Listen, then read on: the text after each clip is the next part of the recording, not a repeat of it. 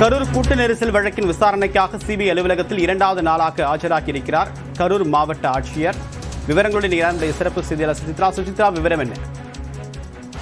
கரூர் கூட்ட நெரிசல் உயிரிழப்புகள் தொடர்பான 2ஆம் நாள் விசாரணை இன்று டெல்லியில் உள்ள சிபிஐ தலைமை அலுவலகத்தில் இன்னும் சற்று நேரத்தில் தொடங்க உள்ளது. அந்த விசாரணைக்காக தற்பொழுது தமிழ்நாடு அரசு தரப்பிலிருந்து கரூர் மாவட்ட ஆட்சியர் தங்கவேலு, எஸ்பி ஜோஷ் தங்கையா மற்றும் காவல்துறை அதிகாரிகள் அனைவருமே இந்த 2ஆம் நாள் விசாரணைக்காக தற்பொழுது சிபிஐ அலுவலகத்தில் ஆஜராகியுள்ளது. அதே போல தமிழக வெற்றி கழகத்தினுடைய நிர்வாகிகளான ஆனந்த், ஆதவ் அர்ஜுனா மற்றும் சிடிஆர் நிர்மல்குமார் ஆகிய 3 பேரும் இன்று 2ஆம் நாள் விசாரணைக்காக அவர்கள் ஆஜராகியுள்ளது மிக முக்கியமாக பார்க்கப்படுகிறது. நேற்று சுமார் 7.5 மணி நேரத்துக்கும் மேலாக அந்த விசாரணை என்பது முதல் நாளாக நீடித்த நிலையில் 2ஆம் நாள் விசாரணைக்காக அவர்கள் அனைவருமே தற்பொழுது சிபிஐ அலுவலகத்திற்கு வந்துள்ளார்கள். இன்னும் சற்று நேரத்தில் விசாரணை அதிகாரி சுனில்குமார் தலைமையிலான குழுவானது அந்த விசாரணையை தொடங்கும் எனவும் எதிர்பார்க்கப்படுகிறது. முதற்கட்டமாக அந்த சிசிடிவி கேமராவினுடைய பதிவுகள் உள்ளிட்ட அனைத்து விவரங்களும் முதற்கட்ட அந்த விசாரணை என்பது நேற்று முடிவுடைய நிலையில் 2ஆம் கட்டமாக கூடுதல் தகவல்களையும் விளக்கங்களையும் 2 தரப்பிடமிருந்தும் சிபிஐ